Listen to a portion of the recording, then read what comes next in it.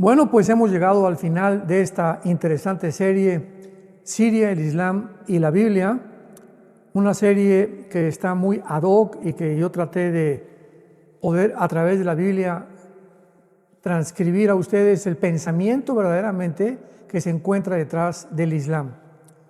Porque ahora que Siria cayó bajo el poder de Turquía y de Qatar, dos naciones que están financiando y sosteniendo actualmente el poder de los soldados, se podría decir, rebeldes, de todos los kurdos que están luchando contra Siria, los alawitas, que es el partido al cual pertenecía el expresidente Bashar Assad. Todo esto ha constituido un conflicto internacional y ha cambiado la geopolítica definitivamente del Medio Oriente. Así que pues vamos a continuar con esta serie tan interesante para poder demostrar claramente de que va a surgir un líder en el Islam que se llama el Mahdi. Y aparte del odio que Irán tiene contra Israel y de su continua amenaza nuclear, Irán mantiene la ideología apocalíptica de que se tiene que acelerar el fin de la humanidad para que surja el gobierno mundial del Islam. Desde la Revolución Islámica de 1979 y la formación de la nueva República de Irán, este gobierno ha llevado a esta nación a un profundo espiral de muerte. Esta clase de gobierno en Irán se podría definir como un culto genocida, apocalíptico de muerte, porque el 85% de los musulmanes actualmente son de la rama suní y los chiitas dominan solamente Irán, Irak y Bahrein. La diferencia entre estos dos grupos radica en cuál de ellos debe dirigir su religión. Veamos pues la aceleración hacia el fin de lo que propone Irán y los grupos islámicos. De acuerdo a los chiitas, que ya vimos que casi la mayoría están en Irán, el imán es un líder espiritual descendiente sanguíneo de Mahoma, según una profecía acerca del 12º imán llamado Mohammed Abul Qasim. Enseñan que este 12º imán desapareció en el año 874 después de Cristo, cuando tenía 5 años de edad, en una cueva de la gran mezquita de Samarra, sin dejar descendientes.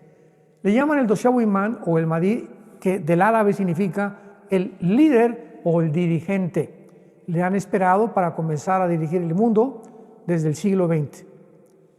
Y vemos nosotros que esto marca la diferencia entre los sunnis, que son realmente ISIS, y los chiitas, porque aunque ambos grupos creen en el Mahdi, ISIS cree que el Mahdi, o el próximo líder del Islam, vendrá en el futuro y cree que está vivo y escondido en algún lugar. Lo interesante del caso es que enseñan que este imán Mahdi gobernará solo por 7 años. Qué interesante que la Biblia también enseñe que 7 años durará la tribulación, y vamos a ir viendo la analogía entre el pensamiento del Islam y la Biblia, porque son los mismos años con que la Biblia profetiza el reinado del anticristo y la gran tribulación. Exactamente se le llama la semana 70 de Daniel, en la profecía del capítulo 9 del libro de Daniel. Ahora bien, declarar la guerra a los Estados Unidos, a Israel, y hundir al mundo en un caos de la manera como, según ellos, acelerarán la venida del Mahdi, es la estrategia actualmente que están llevando los musulmanes. Pero veamos las características de este futuro líder que va a aparecer en el Medio Oriente, llamado el Mahdi. Por ejemplo, número 1, aparecerá en la Meca. Tendrá 40 años de edad cuando aparezca. Traerá la prosperidad al mundo igual que el anticristo. Jesús regresará con él como su asistente. Tendrá en su dedo el anillo que perteneció al rey Salomón. Gobernará por 7 años, aparecerá en medio de un período de guerras y de sufrimiento en el mundo, hará la guerra contra todas las naciones que se le opongan y realizará milagros que asombrarán al mundo y le adorarán. Vemos con estas características de qué forma es exactamente las características que la Biblia menciona del anticristo. Ahora la pregunta es, ¿será el Mahdi el anticristo? Bueno, al comparar estas características del Mahdi musulmán con las características que la Biblia describe del anticristo, podemos apreciar increíbles parecidos. Muchos escritores expertos en la escatología bíblica han concluido que el anticristo tiene que ser o profesar de alguna manera ser musulmán. Por ejemplo, veamos en el capítulo 10 del libro de Isaías, que dice el versículo 5: «Oh Asiria, vara y báculo de furor, en su mano he puesto mi ira». Aquí está hablando con el futuro dirigente del Islam y se le califica como el Asiria en la región geográfica de Asiria. Y dice así el versículo 6: «Le mandaré contra una nación pérfida y sobre el pueblo de mi ira le enviaré, para que quite despojos y arrebate presa y lo ponga para ser hollado como lodo en las calles». Pero pongamos atención al versículo 12, donde específicamente se le caracteriza y se determina que el Mahdi o el futuro anticristo va a ser asirio o musulmán. Isaías 10:12: «Pero acontecerá que después que el Señor haya acabado toda su obra en el monte de Sión y en Jerusalén, castigará el fruto de la soberbia del corazón del rey de Asiria». ¡Qué impresionante! Después que el Señor acabe toda su obra en el monte de Sión, ¿cuándo será esto? Pues a finales de la gran tribulación, cuando el anticristo esté reinando y antes de la segunda venida de Cristo. Cuando esto suceda, la Biblia profetizó hace más de 2700 años que Dios castigaría el corazón del rey de Asiria. Pero veamos otro pasaje en el libro de Miqueas, en el Antiguo Testamento, capítulo 5, que también se refiere al Mahdi o al futuro anticristo como el asirio. Y dice el versículo 5 y 6, Miqueas 5, 5 y 6: «Y este será nuestra paz, cuando el asirio viniere sobre nuestra tierra y cuando hollare nuestros palacios.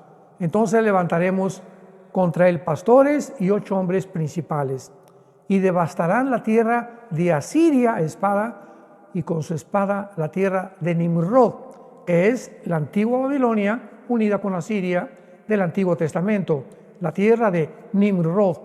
«Y me librará del asirio cuando viniera contra nuestra tierra y hollare nuestros confines».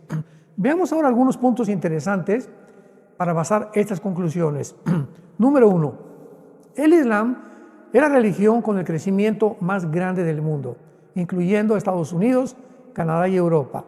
Simplemente en Europa, por la inmensa migración de millones de musulmanes que han llegado de Siria, Irak y Afganistán, se calcula que en los próximos 10 años, ahorita estamos en el año 2025, o sea, aproximadamente ya para el 2035, Europa sería un continente completamente musulmán. Una de las principales razones también está en que los europeos ya no quieren tener hijos, y por cada europeo que nace, nacen 8 musulmanes. Así que Europa es un país casi de viejitos. Si el anticristo gobernara las principales naciones de Europa, es lógico que su futuro, este futuro líder político, económico y militar, tenga que ser musulmán. La mayoría de las naciones, en segundo lugar, que aparecen en la Biblia mencionadas como protagonistas para los tiempos finales, todas son musulmanas. Escuchemos claramente lo que la Biblia dice. Son naciones geográficamente localizadas en Siria, en Irán, en Irak, en Arabia Saudita, en Afganistán, Turquía, el Líbano, Libia, Egipto, Sudán, etcétera, etcétera. Todas naciones musulmanas y todas las naciones que la Biblia menciona que cuando Cristo venga combatirá contra ellas. En tercer lugar, las características del Mahdi musulmán y el anticristo son extraordinarias. Ambos serán líderes mundiales, ambos harán un tratado de 7 años, ambos tendrán un líder religioso como socio, ambos serán adorados y ambos tendrán poderes sobrenaturales. Por ejemplo, veamos en la segunda carta a los tesalonicenses lo que el apóstol Pablo escribe acerca del futuro anticristo. Capítulo 2, segunda carta a los tesalonicenses, versículo 8. «Y entonces se manifestará aquel inicuo, a quien el Señor matará con el espíritu de su boca y destruirá con el resplandor de su venida. Inicuo, cuyo advenimiento es por obra de Satanás, con gran poder y señales y prodigios mentirosos». y con todo engaño e iniquidad para los que se pierden, por cuanto no recibieron el amor de la verdad para ser salvos. Por esto Dios les envía un poder engañoso para que crean la mentira, a fin de que sean condenados todos los que no creyeron a la verdad, sino que se complacieron en la injusticia.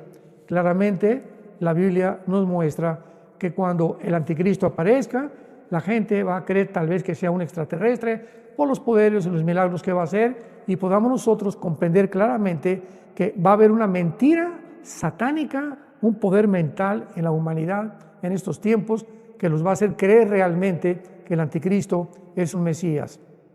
En cuarto lugar, la Biblia menciona que el anticristo perseguirá y decapitará a los cristianos y a los judíos, de igual manera que el Mahdi hará lo mismo. Esto es muy interesante porque el Islam es la única religión que decapita a sus víctimas. Y dice la Biblia en Apocalipsis 20, versículo 4, y vi tronos y se sentaron sobre ellos los que recibieron facultad de juzgar, y vi las almas de los decapitados por causa del testimonio de Jesús y por la palabra de Dios, los que no habían adorado a la bestia ni a su imagen y que no recibieron la marca en sus frentes ni en sus manos, y vivieron y reinaron con Cristo 1000 años. En quinto lugar, en Daniel 7:25, vemos también otra cosa asombrosa que el futuro Mahdi va a hacer, y es una analogía y un paralelo impresionante con el anticristo. Dice Daniel 7:25, está hablando y profetizando del anticristo. Hablará palabras contra el Altísimo, a los santos del Altísimo quebrantará, y pensará en cambiar los tiempos y la ley, y serán entregados en su mano tiempo y tiempos y medio tiempo. Esto es impresionante porque es lo que el anticristo va a hacer, va a cambiar los tiempos. O sea, el calendario que tienen los musulmanes no está sujeto al calendario gregoriano en el que vivimos, y sabemos que el Mahdi cambiará la ley para establecer la ley Sharia o la ley islámica, que además, ¿quién sino en el mundo desearía cambiar los tiempos y la ley? Pues más que el anticristo o el futuro Mahdi, que va a venir como rey de los musulmanes.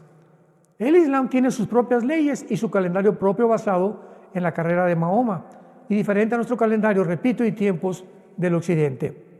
En sexto lugar, y finalmente, la Biblia menciona varias veces al anticristo llamándolo el asirio, como lo acabamos de comprobar, que saldrá de la región de la Mesopotamia, o sea, entre Siria, Irak y el Líbano, de esta región geográfica. O sea, para explicarlo más bíblicamente, en el capítulo 8 del libro de Daniel, versículos 7 y 8, vemos la división del imperio griego cuando Alejandro el Magno muere.